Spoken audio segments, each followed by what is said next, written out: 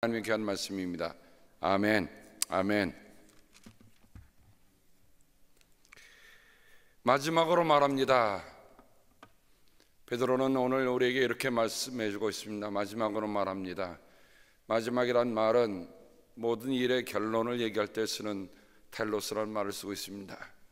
또한 목표요 목적이를 쓸 때 이 말을 씁니다. 저는 이 텔로스라는 말이 바울도 그랬지만 사도들에게도 참 의미 있는 일이었다. 왜냐하면 일의 모든 일에는 종국이 있습니다. 일의 모든 일에는 시작이 있는가 하면 끝이 있다는 말입니다. 끝에 쓰는 말이 텔로스라는 말입니다. 바울도 베드로도 사도들이 모두가 다 정말 인생의 끝이 무엇인가, 인생의 끝에서 무슨 일이 일어날 것인가 하는 기대감을 다 가지고 살았습니다. 그러니 오늘 이 말하는 텔로스라는 이 말, 마지막으로 말한다고 하는 말은 이렇게 생각하면 좋겠어요. 두 번 다시 말할 수 없는 것. 지난번에 우리가 신명기 34장에 제가 파이널 챕터라는 말, 마지막 챕터라는 말씀을 드렸습니다. 우리의 인생의 마지막 챕터는 우리 스스로가 쓰는 게 아니라 누가 써주는 거라고 그랬죠? 다른 이가 나의 챕터를 써줄 거다. 내가 아무리 해도, 왜냐면 우리가 끝을 모르고 살기 때문에 우리 마지막 챕터는 누군가 나를 위해 써주는데 내 챕터를 누가 어떻게 써갈 건가 하는 것들을 한 번만 생각해 보면 우리가 살아도 어떻게 살아야 할 것인가 하는 것을 깊이 돌아볼 수 있습니다. 제가 여러분의 인생의 마지막 챕터를 써드릴 수도 있고 또 여러분이 제 인생의 마지막 챕터를 써줄 수도 있습니다. 그러므로 우리가 피차간에 서로 믿음으로 함께 격려하며 인생의 마지막에 향해 마지막 다름질한다고 하는 것은 참으로 중요한 일입니다. 그런 뜻으로 마지막으로 말한다는 이 말씀을 우리가 대하면 그 다음에 있는 말들 하나하나는 참으로 소중한 말이에요. 왜냐하면 이 말이 두 번 다시 할 수 없는 기회라 생각하니까 베드로는 정말 정신을 바싹 차리면서 이 말씀을 전했을 거예요. 그러면서 제가 원문 성경을 찾아보니까 베드로가 여기에 있는 마지막으로 말합니다라고 한 그 5가지 사항들은 최소한 성경에 한 번, 딱 한 단어만 2번 나오고 나머지는 다 한 번 나오는 단어입니다. 이런 생각을 해봤어요. 참 그렇게 많은 말 가운데 어쩌면 한 번이라는 그 말을 그렇게 골라서 썼을까? 누가 하신 일입니까? 하나님께서 성령을 통해서 베드로에게 깨우치신 말씀이다 라는 생각이 더 강하게 듭니다. 첫째, 여러분은 모두 한 마음을 품으며 한 마음을 품으라. 참 이 한 마음 되기가 그렇게 쉽지 않은 것 같아요. 베드로가 그 모든 말씀에 결론을 내리면서 첫 번째 한 말이 한 마음을 품으라. 여러분, 베드로 전서와 베드로 후서는 초기에 그리스도인들이 엄청난 박해 속에서 믿음을 견지하기가 참 어려울 때 쓴 편지거든요. 우리는 믿기 때문에 어려움을 당하거나 믿기 때문에 욕을 받거나 믿기 때문에 고난을 당하거나 하는 일들이 지금 시대에는 이제는 거의 없어진 것 같아요. 그러나 정말 예수님을 믿는 것 자체가 고난이고 예수님 믿는 거에 모욕을 당할 준비를 하고 살아가는 사람들, 그러니까 그런 공동체에서 이런 어려움이 있을 때에 서로가 저마다 믿으면서 어렵잖아요. 그러니까 어디 가서 위로받겠어요? 우리말에 그렇잖아요. 홀로 된 이의 심정은 홀로 된 이만이 안다. 맞죠? 그러니까 예수 때문에 고난 당하는 사람은 예수 때문에 고난 당하는 사람만이 그 마음을 알아줘요. 그러니까 흩어진 그런 마음으로 하는 게 아니라 너도 예수님 때문에 고난 받고 있지, 나도 예수님 때문에 고난 받고 있다. 너도 예수님 때문에 욕보고 있느냐? 나도 예수님 때문에 욕보고 있다. 그 마음이 서로 하나로 묶어줄 수 있다는 거죠. 사람이 잘 될 때 결속보다는 힘들 때 결속력이 더 강해지는 법입니다. 어려울 때 결속력이 더 강해지는 법이죠. 돌아보면 한국에도 한국 사람들이 참으로 뭐 이렇게 뭐 모이면 뭐 어터가 흩어지면 뭐라고 하는데, 저는 그런 말은 다 저기 다른 나라 사람들이 한국 사람을 비할 때 쓰는 말입니다. 여러분 절대 그런 말에 넘어가지 마세요. 우리가 그렇게 하다 보면 우리도 모르게 그렇게 그 삶으로 가게 돼요. 여러분 한국 사람은 뭉칠수록 더 잘하는 민족인 걸 아시기 바랍니다. 왜냐하면 숱한 고난을 겪은 나라가 한국이잖아요.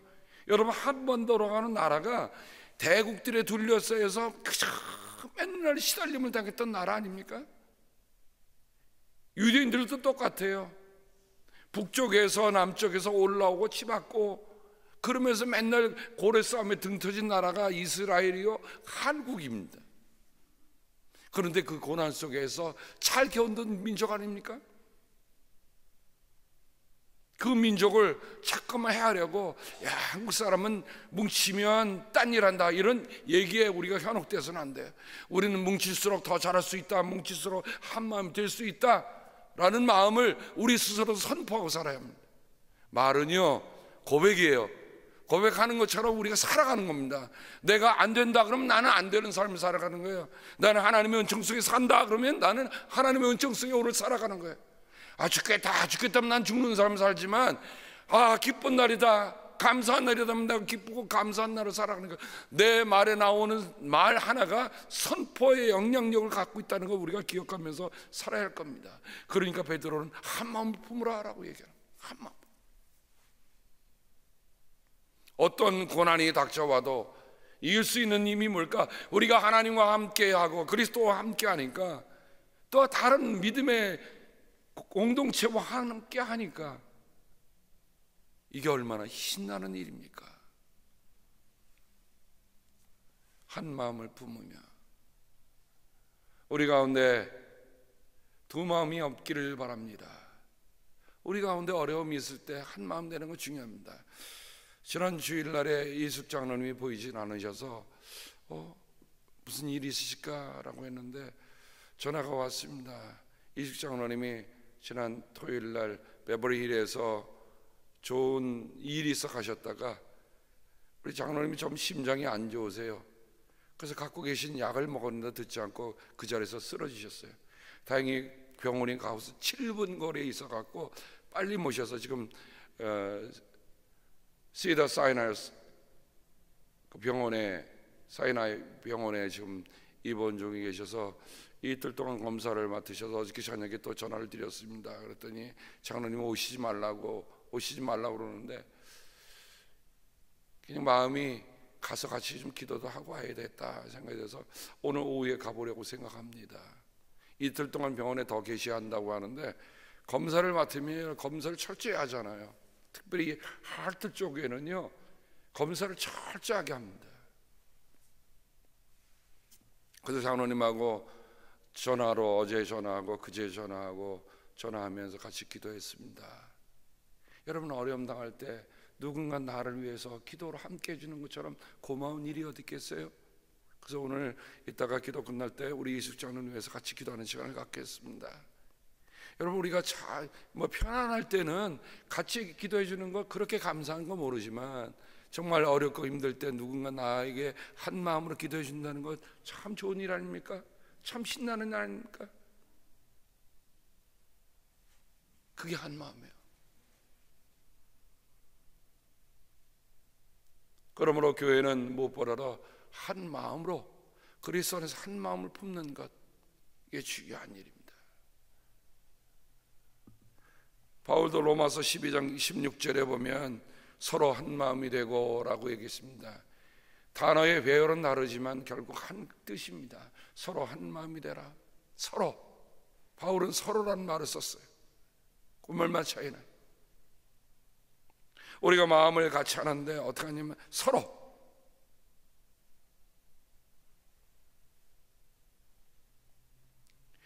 우리가 의견은 다를 수 있지만 마음은 같아야 돼요. 무슨 일 하다가 의견은 다를 수 있습니다. 그러나 마음은 같이 하는 거예요. 두 번째, 서로 동정하며 라고 얘기했습니다. 여기 이 말에 동정한다는 말이 sympathy라는 말이죠. symp이라는 말은 같이요, 패터스란 말은 마음입니다. 마음을 같이 한다. 여기에 한 마음을 같이 했다 그러는데 여기에다가 동정심이라는 말을 쓰는데 그 동정심 말이 마음을 같이 하는 거 아닙니까?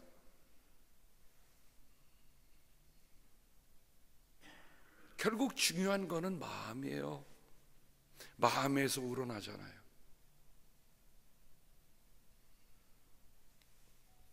세 번째 보면 서로 사랑하며 라고 하고 있습니다. 여기는 형제 사랑을 가리키는 말로 쓰고 있습니다. 필라델포스, 필라델피아라는 말이 우리 도시의 이름도 있습니다만 필이란 말이 사랑이란 말이고 아델포스란 말이 형제 이웃이란 말입니다. 필라델포스, 서로 사랑하라. 형제의 사랑으로 사랑하라. 여러분, 형제의 사랑이라는 거 말씀드렸습니다. 가족이라고 하는 것은, 형제는 고난을 같이 나누기 위해서 태어나는 것이 가족이라고 얘기했습니다. 그러니까 우리의 믿음에 같이 있는 분들은 믿음의 가족들이에요. 옆에 있는 분들이 다 형제요, 옆에 있는 분들이 다 자매입니다. 그러니까 어려운 일을 당하면 우리가 더 마음을 같이 할 수 있는 것,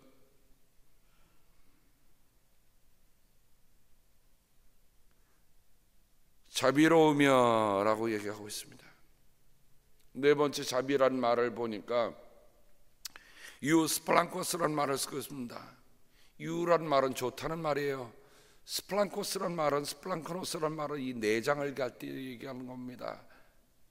여러분, 자비라고 하는 거는 머리에서 나오는 게 아니라 내 뱃속에서 나온다 그러지.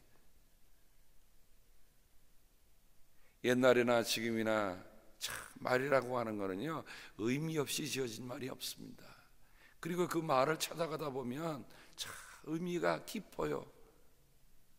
긍휼, 자비, 남을 불쌍히 여기는 마음은 우리의 머릿속에 나오는 게 아니라 내 뱃속에서 나온다. 왜냐하면 뱃속이라는 말은 내 모든 신체의 가장 깊은 곳이라는 생각을 옛사람들은 가졌어요. 그러니까 자비라고 하는 건, 남을 불쌍히 여긴다는 건, 남을 너그럽게 대한다는 거는요, 내 마음속 가장 깊은 곳에서 우러나는 거예요.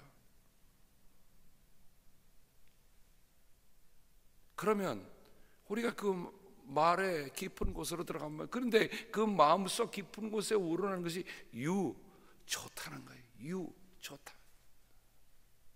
그러니까 내 속마음이 내가 당신을 향해서 가장 좋은 마음을 갖고 있다는 거예요. 이게 자비예요. 립 서비스가 아닙니다. 스쳐지가는 생각이 아니에요.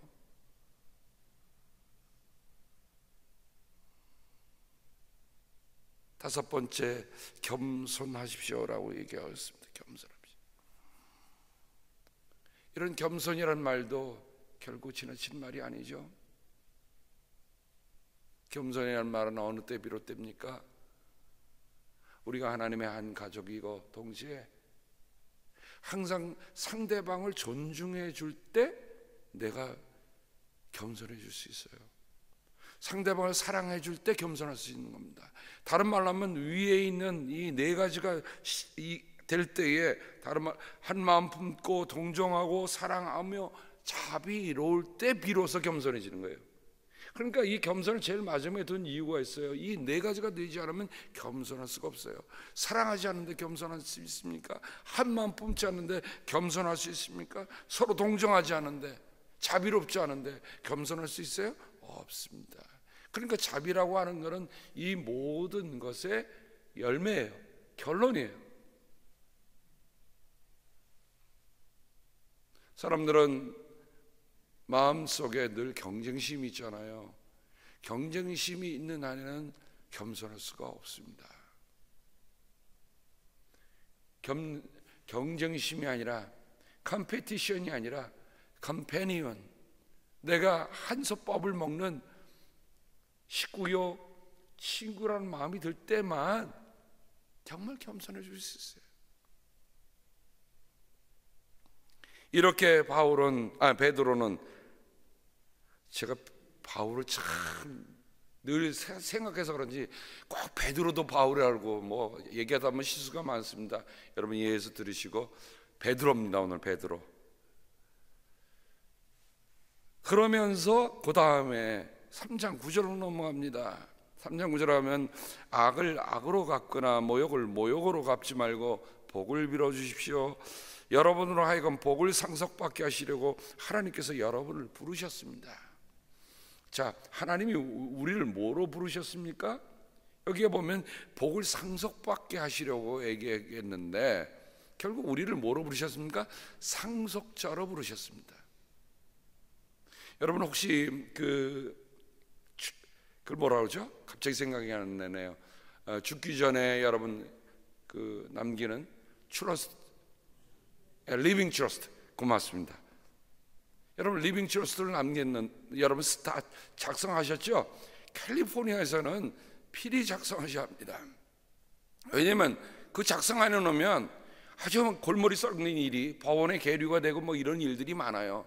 심지어는 내 재산도 그냥 계류가 돼서 그거 다 할 때까지 보면 어려움이 많습니다. 그래서 여러분 우리가 이제 남산교회에서 아마 리빙 트러스트 세미나 또 다시 하리라고 생각이 됩니다. 왜냐하면 우리 남산교회 회장님이 말씀하시더라고요. 뭐냐면 목사님 자꾸만 반복해야 합니다. 왜냐하면 연세가 드실수록 자꾸만 잊어먹으니까. 그 말씀 맞는 것 같아요. 그래서 반복합니다. 그래서 반복하는데 오늘 말씀에 보면 상속자라고 얘기했습니다. 자, 그럼 여러분 리빙 트러스트를 만들 때 여러분, 자, 리빙 트러스트라고 하는 건 법적인 효력이 있는 겁니다. 그죠? 그러면 여러분들이 만약에 여러분의 재산을, 이 재산은 뭐 이런 목적으로 뭐 써달라든가 이런 내 자손들에게 뭐 이렇게 나눠준다든가 뭐 여러 가지 형태가 있습니다만은 거기에 만약에 상속자로 등록이 돼 있다. 그러면 어떡합니까? 그 리빙 트러스트를 남긴 분의 권한을 그는 벌써부터 갖고 있는 거예요. 그러니까 여러분 생각해 보세요. 우리 하나님이 우리를 상속자로 삼으셨다고 하는 것은 하나님의 그 풍요로움을 우리에게 이미 주신 거예요. 그렇죠? 그러니까 상속자로 산다고 하는 것은 이건 엄청난 얘기입니다. 엄청난 얘기예요. 그냥 세상의 말로 하면 여러분, 하나님이 세상의 재벌보다 부족하십니까? 하나님의 세상의 권력자보다 권력이 약하십니까? 아무리 세상이 다 하더라도 주님은 우리에게 생명을 주시는 분 아니에요. 영원한 생명을 주시는 분이잖아요. 세상이 다 줄 수 있는 것 같아도 줄 수 없는 게 두 가지 있다고 합니다. 하나는 영원한 생명을 줄 수 없어요. 그죠? 또 세상이 줄 수 없는 게 뭔지 아십니까? 자비, 은혜를 줄 수 없어요. 며칠 전에 사울하는 우리 새벽 기도에서 만난 형제와 대화를 하는데 목사님 작년에 정말 힘들었습니다. 그러니까 한쪽에서 부도가 나니까 이 부도를 막으려고 너무너무 어려웠던 거예요. 근데 하여간 기도해서 목사님 그게 제가 10분의 1로 줄여갖고 지금 살아났습니다 그러더라고요. 근데 그거 얘기하는 건데 목사님 비즈니스에는 멀씨가 없습니다 그러더라고요. 그 말을 듣니까 제가 정말 그 형제가 너무 위대해 보이는 거예요. 왜냐하면 멀씨가 없는, 은혜가 없는, 자비가 없는 세상 속에서 정말 곤혹스럽게 싸워가고 있는 거 아니에요? 그런 거 보면 참 목사가 행복한 겁니다. 그래도 여러분은 다 멀씨가 있잖아요. 목사가 조금 잘못해도 우리 목사님도 이러니까 그러면서 여러분이 다 받아주시잖아요. 제가 100이면 100 다 잘합니까? 아니요, 못하는 거 50 있더라고요. 잘하는 거 50. 그래서 제가 반반만 놓겠습니다. 왜냐면 근데 왜 힙대라고 놓냐면 여러분이 자비로 받아주기 때문에 제가 51로 넘어가는 거예요. 그런데 세상의 기업은 어떻게 해요? 하나 잘못하잖아요. 100 다 잘못된 거라고. 그 말을 들으니까 제가 아버지 집에서 아버지를 섬기는 것이 그렇게 은혜롭구나, 그렇게 자비를 입고 있구나 하는 것을 다시 한번 생각해 보게 되었습니다. 그러니 사랑하는 우리가 주님의 상속자라고 할 때는 무엇보다도 주님으로부터 영원한 생명과 주님께로부터 자비를 받고 있다는 것 여러분 잊지 마세요. 세상은 자비를 우리에게 주지를 않아요. 세상은 우리에게 영원한 생명을 주질 않아. 우리 아버지께서 상속자인 우리에게 주신단 말이죠. 근데 오늘 여기 말씀에 보면 우리가 악을 악으로 갚지 않고 모욕을 모욕으로 갚지 않고 복을 빌어줄 수 있는 이유가 바로 뭐예요? 우리가 복을 상속받았기 때문에 그래요. 이렇게 생각해 보았습니다. 내가 자신 있고 내가 두둑하면 아무리 뭘 얘기해도 끄떡이 있습니까? 없습니까? 끄떡 없어요. 이거는 중요한 일입니다. 우리가 자그마한 일에 시달리고 자그마한 일에 부딪히고 넘어지는 이유는 내 안에 가지고 있는 confidence, 하나님이 내게 주신 그 은혜의 삶에 대한 확신이 어떤 건가 하는 것들을 돌아보게 하는 말입니다. 우리가 어떤 어려움 속에서도 정말 비굴하지 않고 떳떳하면서도 늘 일어날 수 있는 일은 하나님이 우리에게 복을 주셨다. 근데 이 복이란 말은 율로게오라는 말을 쓰는데요. 율로기아라는 말은 명사로 복이요, 율로게오라는 말은 복을 빈다는, 복을 준다는 그런 뜻이 됩니다만 이 두 단어를 함께 쓴 이유가 있어요. 제가 상속자라는 말을 했습니다. 연결해 보겠습니다. 여러분, 어떤 사람이 장례식에 있어서 그 사람을 우리가 조사를 할 때 영어로 뭐라 그러죠? 율로지. 이 율로지라는 말이 율로기아라는 말입니다. 근데 이 말은, 이 조사란 말은 왜 복이란 말에서 왔을까? 복이란 말도 되지만 칭찬, 찬양, 축복, 봉헌, 아름다운 말 함께 담긴 뜻입니다. 여러분, 한 인생이 이곳에 살다가 세상을 떠나면 그를 추모하는 사람들이 뭘 얘기하겠습니까? 그래도 그분이 살아왔던 아름다운 얘기들, 그 얘기 나누는 거 아닙니까? 그분이 우리와 함께 있었으면 우리에게는 큰 정말 축복이었습니다. 이게 율로지 아닙니까? 그래서 영어로 조사를 율로지라는 말에 의미가 있어요. 근데 그 단어를 보면 유라는 말은 좋다는 말이라고 말씀드렸어요.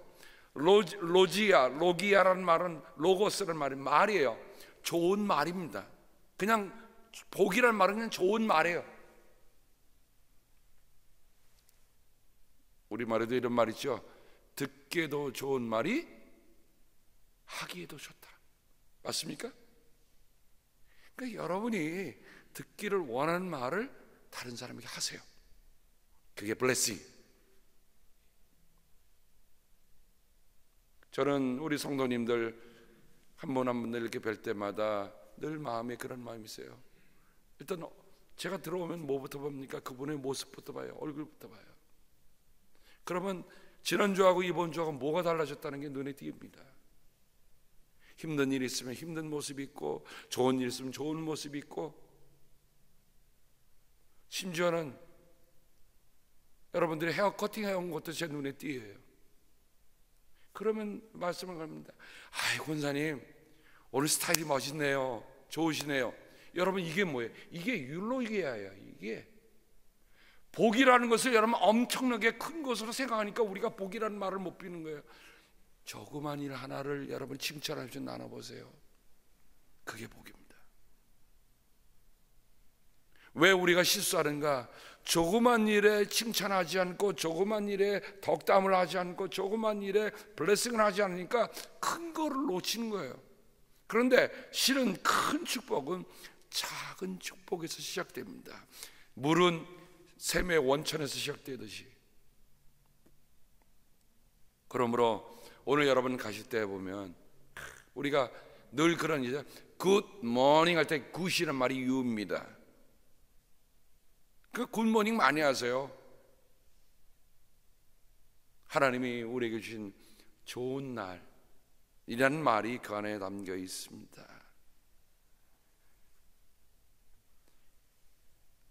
베드로는 하나님의 말씀을 늘 묵상하며 삽니다.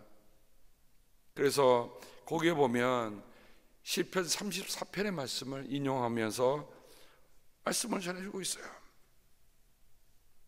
시편 34편을 보니까 이 말씀 속에 참으로 귀중한 것이 담겨 있는 것을 봅니다. 3장 10절 보면 생명을 사랑하고 좋은 날을 보려고 하는 사람은 혀를 다스려 악한 말을 하지 못하게 하며 입술을 닫아서 거짓말을 하지 못하게 하라. 자, 우리가 주님께로부터 복을 상속받는 사람이라고 한다면, 그렇죠? 복이라는 말이 뭐라 그랬어요? 칭찬해주고 찬양해주고 높여주고 감사하고 이런 말입니다. 말, 율로기야, 말이에요. 좋은 말이에요. 근데 좋은 말 하는 것이 왜 필요하느냐? 생명을 사랑하는 일이요, 좋은 날을 보려고 하는 겁니다. 좋은 날, 좋은 날. 이 좋다는 말은 여기는 아가소스라는 말을 쓰고 있는데, 우리의 날들이 하나님이 주신 선한 일, 선한 날, 아름다운 날, 기쁜 날, 이런 일들이 되려면 어떻게 해요? 우리의 말, 우리의 입. 그래서 할 수만 있거든 우리의 말로 오늘 다른 사람들을 칭찬해주고 복을 빌어주는 우리들 모두가 되길 바랍니다. 어저께 제가 이예숙 장로님이 너무 이렇게 다운이 되어 계셔서 제가 이렇게 했어요. 장로님, 저 보고 싶으시죠? 그랬더니 웃으시더라고요. 왜 그렇습니까? 여러분, 다른 사람들이 어렵고 힘들 때 뭔가 위로가 될 수 있는 말,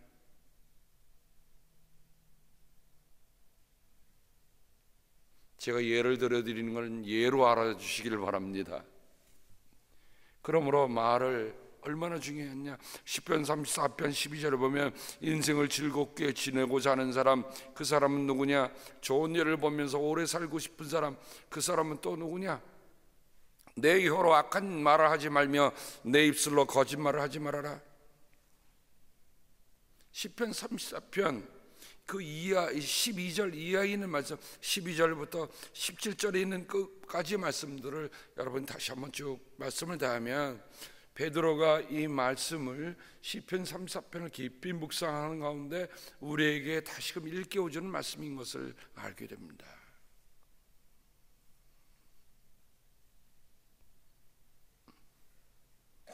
(3장 11절) 악에서 떠나 선을 행하며 평화를 추구하며 그것을 쫓아라. 사람들이 무엇을 추구하며 사느냐에 따라 그 안에 평화가 있고 선이 있습니다. 3장 23절 그러므로 여러분이 열심으로 선한 일을 하면 누가 여러분을 해치겠습니까? 베드로는 오늘 말씀 속에서 무엇을 얘기해 줍니까? 선을 행하다가 고난을 당하는 것. 우리가 나쁜 일을 하다가 어려움을 당하는 건 할 말이 없지만 선한 일을 하다가 어려움을 당하는 일이 있다는 것이죠. 마태복음 5장 10절에서 예수님이 말씀하셨어요. 너희가 나 때문에 모욕을 당하면 뭐가 있다고요? 복이 있다. 예수님 때문에, 예수 믿기 때문에 욕을 먹을 수 있는 사람들은 정말 복이 있는 사람입니다. 15절 16절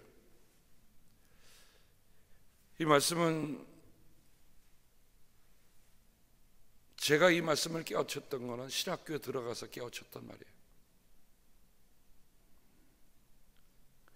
여러분의 마음속에 그리스도를 주님으로 모시고 거룩하게 대하십시오. 여러분이 가진 희망을 설명하여 주기를 바라는 사람에게는 언제나 답변할 수 있게 준비를 해 두십시오. 누군가 예수를 믿는 소망에 대해서 물어볼 수 있습니다.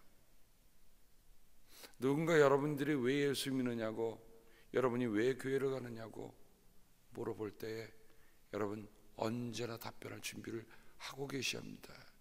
글쎄, 이렇게 되면 벌써 틀린 거예요. 어떻게 해요? 내가 이 교회를 다니는 이유는 이거에 있다. 내가 예수 믿는 이유는 이 일에 있다. 언제나 답변할 준비를 하는데 그 다음 말씀이에요. 온유함과 두려운 마음으로 답변하십시오. 선한 양심을 가지십시오.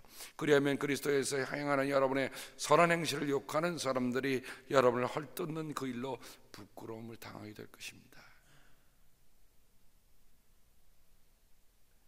온유하고 두려운 마음으로, 그 말은 뭡니까? 예수님의 마음을 품되 하나님 앞에서 답변하는 거예요. 이 두려움이라는 것은 세상에 대한 두려움이 아니라 하나님을 깊이 경외하는 마음으로. 한번 생각해 보죠. 내가 한 말을 하는 것이 그 사람에게 생명의 날이 될 수 있게 하고 그 사람에게 하나님을 전해줄 수 있는 게 된다고 한다면, 더 나아가서는 내 한마디에 우리 하나님 아버지가 어떤 분일 수 있다고 하는 것 생각을 하면 우리가 그 경외심 갖지 않을 수가 없어요. 내 말 한마디에 우리 아버지가 아버지로서 다른 사람에게 크게 부각될 수 있다.